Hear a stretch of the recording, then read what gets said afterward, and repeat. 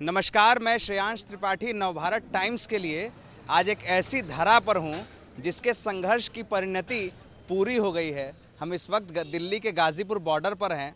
हमारे साथ वो किसान हैं जो एक साल के वक्त में बारिश, गर्मी और बरसात के बाद, जाड़े के बाद इस बॉर्डर पर बैठे हैं और अब संघर्ष पूरा हुआ है और सभी वापस लौट रहे हैं। गुरु गोविंद सिंह जी का एक कोट मैं यहाँ पर शेयर कर रहा हूँ, एक बात कहना चाहता हूँ। उन्होंने कहा था, 1.25 लाख से एक लड़ावा। इस देश की 130 करोड़ की जनता की तरफ से जो लोग इस आंदोलन में लड़े, जो इस आंदोलन में इस पुण्य भूमि पर साथ खड़े रहे, उनमें से कुछ लोग हमारे साथ हैं। हम उन लोगों से बात करेंगे और पूछेंगे कि यह आंदोलन आज यहाँ पर पहुँचा है, अब वो अपने मुकाम पर वापस लौट रहे हैं, अब उनकी भावनाएँ क्या हैं, इच्छाएँ क्या हैं और उम्मीदें क्या हैं। क्योंकि इस देश में कई राज्यों में चुनाव होंगे, कई किसान ऐसे भी हैं जो चुनावी राज्यों से आते हैं। हम उनसे सभी से बातचीत करेंगे। अंकल, आप कहाँ से हैं? बिलासपुर से। रामपुर से हैं आप? डिस्ट्रिक्ट रामपुर, तहसील बिलासपुर। एक साल में आंदोलन पूरा हुआ, आगे क्या तैयारी, अब क्या करना है आगे? यहाँ से जाने के बाद क्या उम्मीदें हैं, मांगे पूरी हो गई? देखिए, कुछ मांगे तो पूरी हो ही गई हैं। जो मेन काम था 3 कानून वापस होने का, वो हो गया है। एमएसपी रह गई है और उसके लिए कमेटी इन्होंने बनाई है, उसमें हमारे संघर्ष के मतलब लोग होंगे। और उसके बाद सरकार की नीयत पे है, अब क्या करती है आगे वो। सरकार ने तो कहा है कि हम किसानों की हर मांग मांगने को तैयार हैं। सरकार ने कानून भी वापस ले लिए आपकी मांग को ही मानते हुए। देखिए, जब एमएसपी का कानून बन जाएगा, स्वामीनाथन रिपोर्ट लागू हो जाएगी, तो हम मानेंगे भी हाँ, सरकार हमारी बातें मान रही है। अभी तो ये कानून तो, हालांकि हम तो स्वामीनाथन रिपोर्ट लागू कराने के लिए कह रहे थे, इन्होंने और उल्टे कानून हमारे ऊपर ला दिए, जिनका हम विरोध करा। 1 साल बाद उन्होंने वापस लिए। अब जो मतलब आने वाले टाइम में जो इन्होंने कमेटी बनाई है, वो कमेटी के साथ ये कैसा व्यवहार करते हैं, या उसको लटकाते हैं या बनाते हैं, उसके ऊपर फिर आगे की रणनीति तय होगी। एक कमेटी तो पहले भी बनी थी, किसानों की तरफ से बातचीत हो रही थी, आप लोग उस बातचीत को क्लोजली देख रहे थे, क्या रहा उस बातचीत में? उसमें कमेटी में हमारे किसान लोग नहीं थे, वो इन्हीं के लोग थे जो कमेटी बनी हुई थी, और वो सरकार की बात करते थे, किसानों की बात नहीं करते थे। अंकल, आप आंदोलन में कब से हैं और आज वापस लौट रहे हैं? आज या कल जब भी आप वापस लौटेंगे, क्या रहा एक्सपीरियंस पिछले 1 साल का? मैं शिवदेव सिंह, जिला रामपुर से। हम करीब 1 साल से यही है, आते भी रहे, कभी जाते भी रहे, लेकिन ज़्यादा टाइम यहाँ ही रहा। हम ये फील कर रहे हैं कि ये काम जो इतना, हमारे 700 लोग करीब शहीद हो गए इसी आंदोलन में। हम तो ये कहते हैं, मोदी जी ने चलो ये वापस तो लिए, लेकिन इतनी देर कर दी कि 700 आदमी हमसे बिछड़ गए, जो कभी फिर मिल ही नहीं सकते। लेकिन चलो फिर भी है, जब अब देर आए दुरुस्त आए, अब उन्होंने वापस किया। हम अगर किसान ये समझे ना कि हमें कुछ मिल गया, मिलने वाली कुछ बात नहीं, जो चीज़ हम पे थोपी जा रही थी उसको हमने वापस करवाया है। जो कानून थे जिसको हम नहीं चाहते थे, जिसको हमको हमारे ऊपर थोपा जा रहा था किसानों को, उनको वापस कराया है। ना कि हमें कोई उपलब्धि हुई। उपलब्धि हमारी कुछ नहीं, उपलब्धि यह है कि जो चीज़ हमारे ऊपर जबरदस्ती सरकार थोपना चाहती थी, उसको हमने थोपने से रोका, और 1 साल का समय हमारा उसमें लगा है।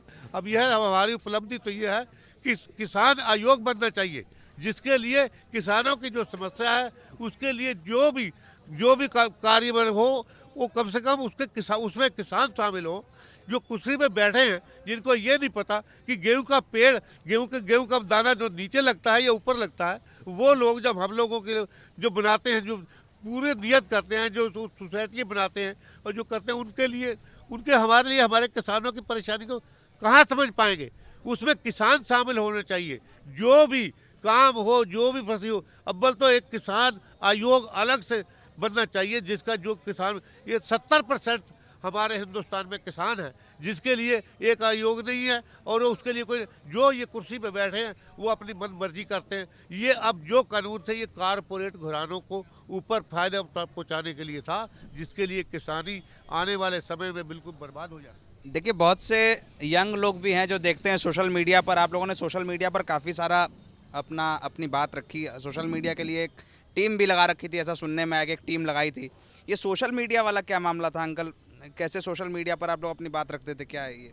नहीं, सोशल मीडिया का ज़माना है आजकल। जितना भी जो है वो है ही सोशल मीडिया का। सोशल मीडिया के जरिए ही ये जो आंदोलन है ये फैला है। क्योंकि ये ऐसे जन जन तक आवाज़ पहुँचानी जो सोशल मीडिया से ही तो जाती है। आप भी तो सोशल मीडिया का हिस्सा हो, तो इसलिए ये बहुत ज़रूरी है। सोशल मीडिया का ज़माना है आजकल, नई टेक्नोलॉजी है। यंग लोग तो कहते हैं कि किसानों का आंदोलन नहीं था, कुछ सेलेक्टेड लोगों का आंदोलन था। नए लड़कों के लिए क्या कहेंगे? आप तो बुजुर्ग हैं, घर के बुजुर्ग को, नौजवानों को बात बतानी चाहिए।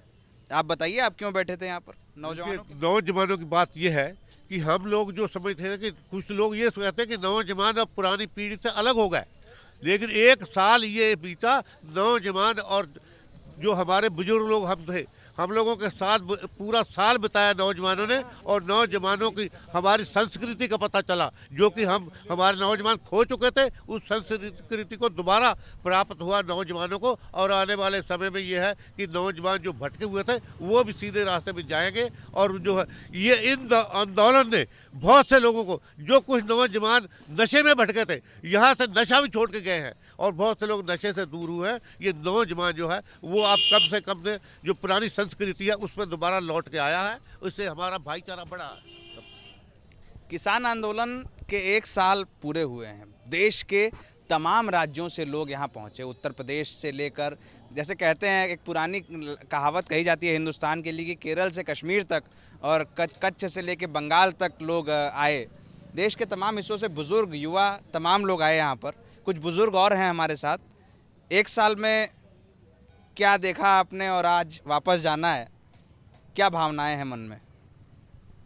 भावना ये है कि 3 कानून के लिए बैठे हुए थे जो वापस कराने के लिए। चलो वो तो कानून तो वापस हुए थे, होने ही थे, लेकिन बहुत कुछ मिला इस आंदोलन से। जो हमारे 300 साल से परिवार बिछड़ गए थे, जो भाईचारा हमारा बिखर चुका था, वो आज बहुत सबसे बड़ी उपलब्धि ये हुई जो भाईचारा इकट्ठा हुआ।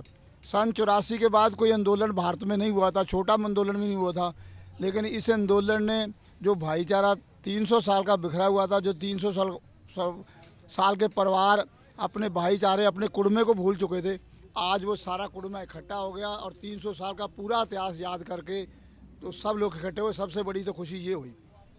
हम लोग ये देखते थे कि गाज़ीपुर बॉर्डर पर अरदास होती थी, गाज़ीपुर बॉर्डर पर सुबह सुबह लंगर चलते थे, गाज़ीपुर बॉर्डर पर लोग एक साथ अलाव में बैठ के, जैसे कोई संयुक्त परिवार होता है, एक साथ बैठ के आग सेकते थे। ठंड में, गर्मियों में लोग साथ बैठते थे, एक दूसरे को खाना खिलाते थे। ये सब कुछ अब सिलसिला ख़त्म होगा।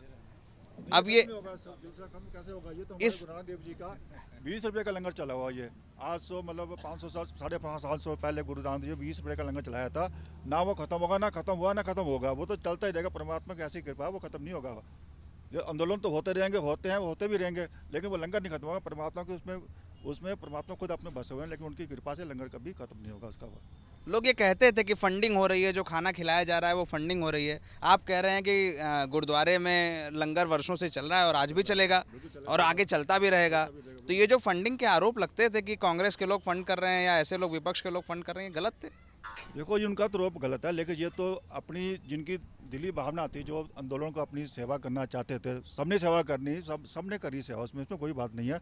सबने अपने घरों से 2-2 रुपये, 5 रुपये इकट्ठे करके सबने यहाँ अपने घर से लेके आए। सब अनाज भी लेके आए हैं, दाना भी लेके आए, सारे काम कर रहे हैं, सारे काम कर रहे हैं। तो देखो, परमात्मा इसमें खुद बसा हुआ है, इसमें आंदोलन में, उसकी मेहर से ये प्राप्ति हुई है। ठीक है, लंगर की बात है, जो तो जिसकी भावना सबको करता ही, वो तो लंगर तो सब जना करता है।